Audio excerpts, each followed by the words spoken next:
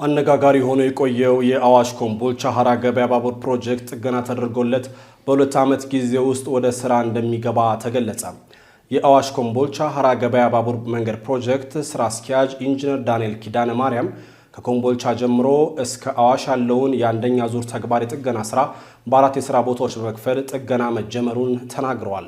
የባቡር ሀዲዱ ጥገና፣ የጎርፍ ማፋሰሻዎችን፣ መዳረሻ መንገዶችን፣ የወርክሾፕ ዝግጅት እየተደረገ ነው ያሉት ኢንጂነር ዳንኤል ካምፖችን ጨምሮ በባቡር መሰረተ ልማት የሚያስፈልጉን ሁሉ ለማሟላት ዝግጅት መደረጉን ነው የገለጹት። ኢንጂነር ዳንኤል የኮምቦልቻ የካምፕ ዝግጅት እየተጠናቀቀ መሆኑን ገልጸው የሸዋሮቢትና የአዋሽን ካምፖች በቅርብ በማጠናቀቅ ወደ ስራ እንደሚገባም ገልጸዋል። ፕሮጀክት ስራ አስኪያጁ ሰራተኞችን ለመመለስ ጥሪ መደረጉንም ያነሱ ሲሆን ባቡር መንገዱን በመጠገን በሁለት ዓመት ውስጥ ወደ ስራ ለማስገባት እየተሰራ እንደሚገኝ ጠቁመዋል። የመስክ ምልከታ ያደረጉት የኢትዮጵያ ምድር ባቡር ኮርፖሬሽን ዋና ስራ አስፈጻሚ ኢንጂነር ህሊና ባላቸው በበኩላቸው ፕሮጀክቱ በመንግስት ትኩረት የተሰጠው ነው ብለዋል።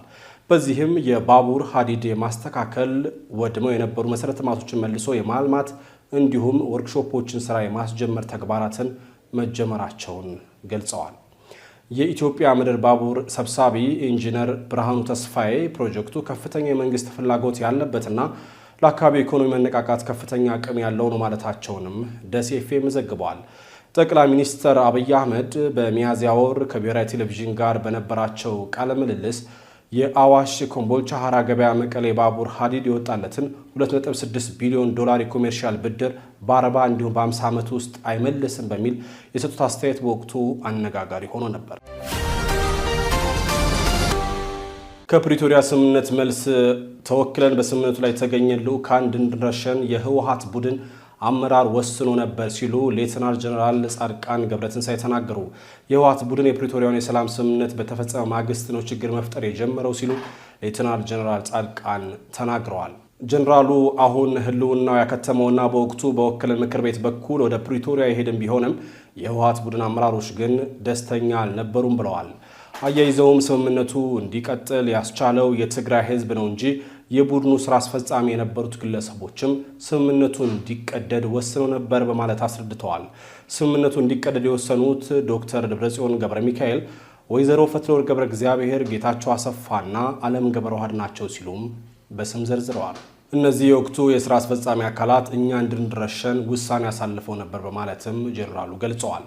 ሆኖም ይህ ውሉን አንቀበልም በሚል ውሳኔ በወቅቱ በህወሓት ማዕከላዊ ምክር ቤት ውስጥ ክፍፍል ፈጥሮ ነበር በማለት አስታውሰዋል። ስንሄድ ወደ ፕሪቶሪያ ስምምነት ከሄዱ ሰዎች አንዱ ስለነበርኩ ያኔ በህግ ያልፈረሰው ስራ ላይ የነበረው የትግራይ ምክር ቤት ዛሬ 5 ዓመቱ አልፏል። አይደለም፣ ህጋዊ አይደለም። ፕሪቶሪያም ላይም ፈርሷል። ያኔ ግን እንደዛ አልነበረም። ያ ምክር ቤት ነው ኃላፊነት ሰጥቶ የላከን። እዛ ምክር ቤት ቀርበን ምለን የሚሰጠንን ኃላፊነት እንቀበላለን ብለን እንሄድ ነው። ይሄ አይደለም፣ ኖሚናል ነገር አይደለም።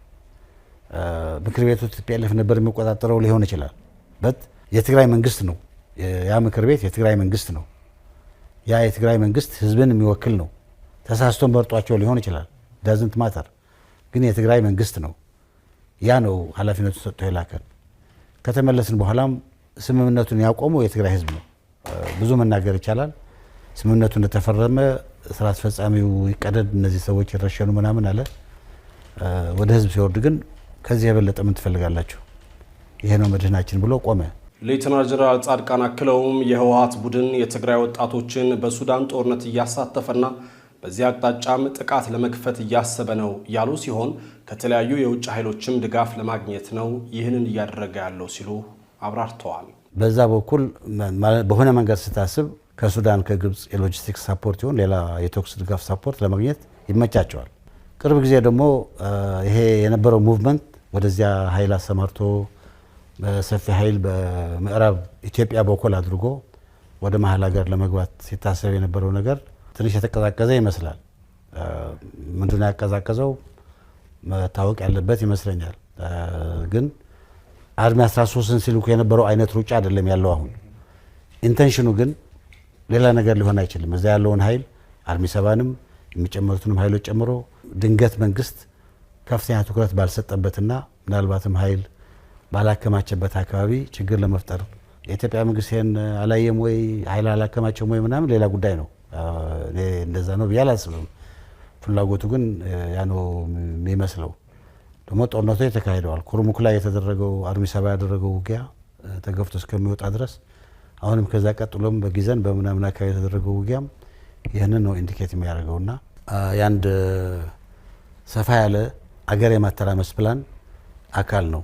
ይሄ ደግሞ ከጀርባቸው ደህና ፊዚካሊም ማለት ነው ዝም ብሎ በሩቅ በገንዘብ በምናምን ብቻ ሳይሆን ፊዚካሊም ቢሆን የሎጂስቲክስ እና የሌላ ሳፖርት ለመስጠት ይመቸናል ብለው አስበው ያደረጉት ነገር ይመስለኛል። በሌላ በኩል ሌተናል ጀነራል ዮሐንስ ወቅታዊውን የትግራይ ሁኔታ አስመልክተው ለአዲስ ዘመን ጋዜጣ በሰጡት ቃለ ምልልስ በትግራይ ያጋጠመውን ከባድ ጦርነት ያስከተለውን ማህበራዊ፣ ስነልቦናዊና ኢኮኖሚያዊ ጉዳት ለመፈወስ ዲሞክራሲያዊ ምርጫ ማካሄድና አስቸኳይ የፖለቲካዊ ለውጥ ማምጣት አንገብጋቢ ጉዳይ ነው ብለዋል።